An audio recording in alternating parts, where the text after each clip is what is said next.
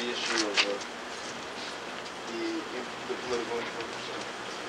You know, recently today's records, there are a lot of parents that are saying, hey, a lot of this music ought to be banned or censored or whatever, and they want to lean over different types of it.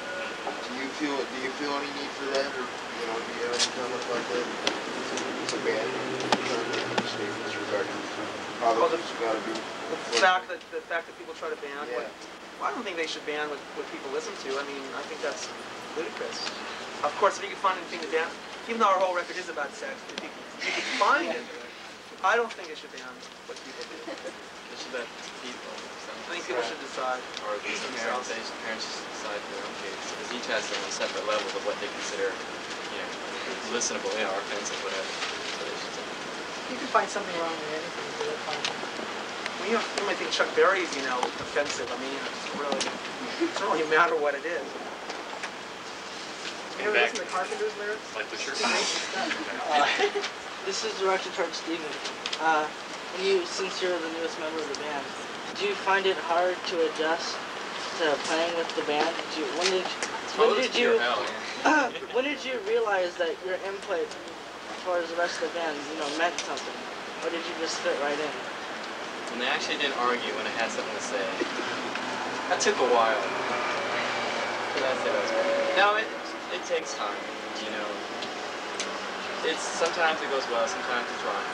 You just keep going. It's hard when you've been in a band for like 3 or 4 years, and when you get somebody new, the three of us are so used to working together in certain ways, Yeah, it's hard for, I don't care if he was David Bowie or something. They make me go out and get the coffee and donuts for you.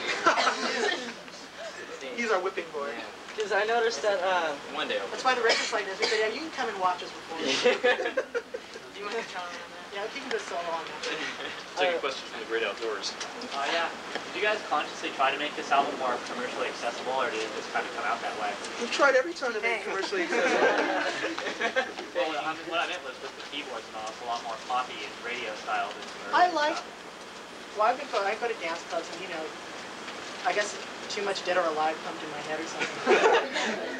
I mean, I think our first album is very similar in a lot of ways. Maybe the synthesizer isn't as modern sounding because maybe we didn't have as good keyboard equipment to deal with, but I mean, it still was the same kind of thing where the guitars were more buried and it was more just kind of a keyboard-oriented album. So we've kind of done this before. Mickey wanted to show up. Yeah, I'm curious. LA has a really, large club scene, but there's always bands playing. And there's like other cities like Athens, Georgia, like where REM and Guadalcanal and the B-52s, and up north, like in Minnesota, where Husker Du and Violent Femmes. How do you, when you go to the different scenes, like when you play the different cities, does that have a really large influence on you? Because I look around and there's so many cities with new bands that's popping up, especially like those two. Athens has some really. But you're in those cities like 24 hours. You don't get a chance to really be influenced. I mean, do you really go around looking and stuff, or do you just? It depends. If we get there in time to set up your equipment, sound check. I mean, if you're headlining and you're playing with some local bands, then yeah, you probably get to see the band. You get to check them out. Hopefully they're good. If you're supporting, like if you're doing REM tour, you never see anybody. You come in, you do the show, you're off. REM headlines. The evening's done. You go back to the hotel. You go to sleep. Or sometimes you don't even go back to the hotel. You may drive to the next city.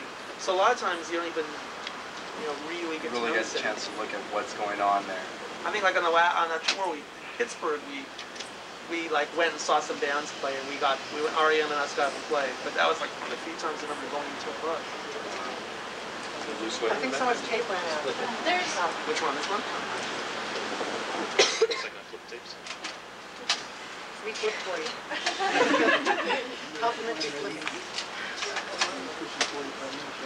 What's that? It's a good thing Danny didn't engineer the album. one thing I've noticed with mainstream dance music, which is what you're leading towards now, and they tend to make 4 remixes of one song. Is that what you're going to be leading towards now? The 7-minute version, the 3-minute version. It all depends if something becomes successful, if something is played on radio a lot, if something sells a lot. which is tour until this album's been out a week. You don't know, but if that happens, then you know you sell a lot of records, and record companies go, well, I'll put this out in a different way, and it'll sell again. It's just a marketing. It's a marketing thing. And people in the clubs, you know, I know people that collect those kind of records, and they're proud to say, oh, I have this mix and this mix, the London mix and the Athens mix, Yeah. Montreal mix. It just seems like sometimes the real original version of the song was so much better. Well, I would probably say, you know, 9 out of 10 times it always is. But when they make those versions that are like 18 minutes long, they really have to be making them for, you know, the dance clubs. Or like Power 106, something where, oh, here's the mega mix, you know, when they play it.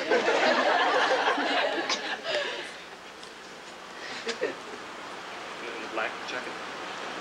How do you feel towards videos? I mean, what time do you like making them? Or do you think they're overused or can you get? I love them. We love them. A lot of other people don't seem to, but we love them. We're making a video right now, actually. You'll only start. Oh, yeah. Yes, that.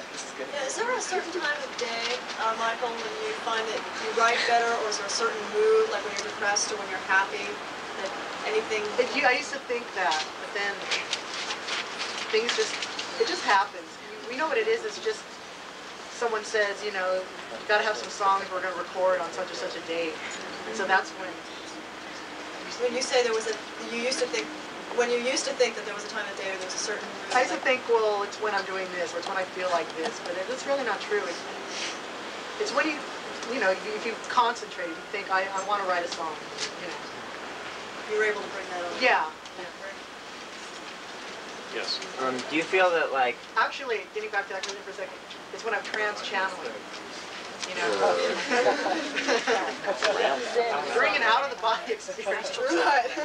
Shirley MacLaine, you were talking about. Do you feel that, like, your obvious mentality of trying to break into the commercial scene and stuff, do you feel that that's going to maybe turn off the underground kind of following that you've accumulated over these years of being a band? We're always trying to kind of break into the commercial scene. People just don't understand that. I enjoy hearing those kind of songs. I put Cities on the Wall, and now it's kind of like, I like songs like that. I like, you know. But do you think it's going to turn off the original, like, underground kind of like mentality of following that you've built up right now? Probably, you know, but that's not how we go about it. If I'm sitting around, you know, and I'm listening to the Pet Shop Boys or something, go, I want to write a song like that, I do it. If I'm listening to the Byrds, I go, I want a song like that. And it doesn't really dawn on me if I'm keeping in line with my other records. I think if you do that, then you end up just, you know, making the same record over and over again. Listen to the Cars. Yeah. Every record, their first album was so successful, they made the same album 4 times in a row. Yes. I have just two totally unrelated questions, but are there any like local bands around LA right now that you think are really good, or that? Muncie Maker. It's your spot. He's Mr. Scenemaker. I see a lot of them. I kind of like the Wigs. They're kind of fun. I mean, they're more. One of the guys is in the New Monkeys, but they were just fun. You know. I like Super Heroines. Wow. I mean, I've seen like Jane's Addiction. They're okay. If you like Led Zeppelin, I like Led Zeppelin. Red Cross is really good. Your Red Cross are good. Yeah, what do you think of the new Red Cross? With the whole Drums for the Things. Have you heard their new stuff? I haven't heard the new stuff. I saw them with the thing. Yeah, well, they're coming up with a new album. Yeah. They're fun guys to drink beer with. They're good friends. They're tall. What I was going to say is, what was the concept behind the album cover? The album cover concept. Yeah. Well, it's kind of like. We did. Well, it's kind of like, you know, if you die, that's the first thing you see. A tree, a knife, and a girl. That's my concept of death. Sounds like a quote. You over there? My favorite song on this new album is When We Can. Is it about suicide? And if it is... It does. I was listening to it yesterday and I go, God, this sounds like a suicide song. He said that to me today. He was at my house. He said that to me today. So that was my first impression. No, it's about, Making love. Sin. well, everything on the album is about sex. We've already, talked about that, but it's All about sex.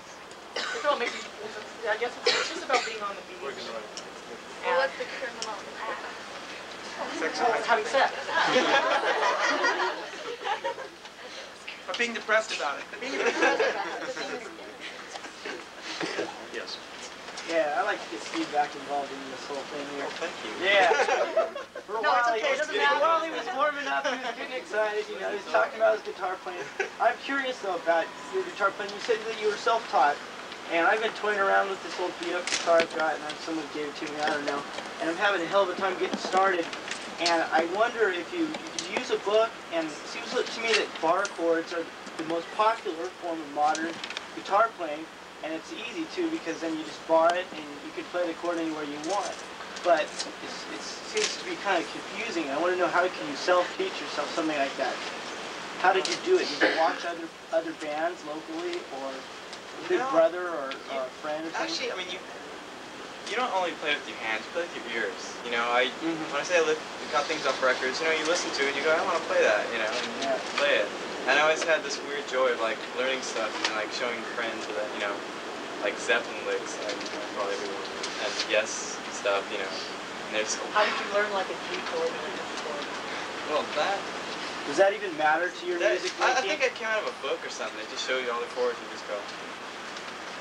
Does it even matter to you? To when you make music, does that even matter? Do you even think about whether you're making an F or a G? I don't know. I heard, yeah. I just blew. Okay. I don't know what I'm playing. No, just play it. That's what you hear. Earlier you said that you were trying to become more commercially accessible, but at the same time, you also said you have a certain style of music that you like. If you want to become more commercially accessible, do you find that you have to, you know, accommodate your style of music in order to do that, or do you just do whatever comes out, you know? Well, if I really wanted to be more commercially accessible, I'd have El DeBarge come in and sing all my vocals. But no, it's like I explained, it's just whatever my idea of being commercially accessible is at the time. On Singing Tambourines, it was being one way, and on the last album, it was trying to be Loverboy or whatever. And on this one, it's trying to be more electronic. And I don't know what next time my idea of being commercially accessible is. Is it, you know what I mean? It's just, Yes, over there. Where would you like to see yourself in 5 years? don't say that. Didn't they ask us that 5 years ago? 5 years? Well, we're coming up to the 5-year point right now as a band. We all have our own little islands. I mean, do you want to accomplish a social message, or just let people have a lot of fun? Probably. I think we just like to make good music and earn a living doing it. I gotta get a new car, my Volkswagen's down. That's my goal right now. We'll take about 3 more questions, unless there's a resounding question.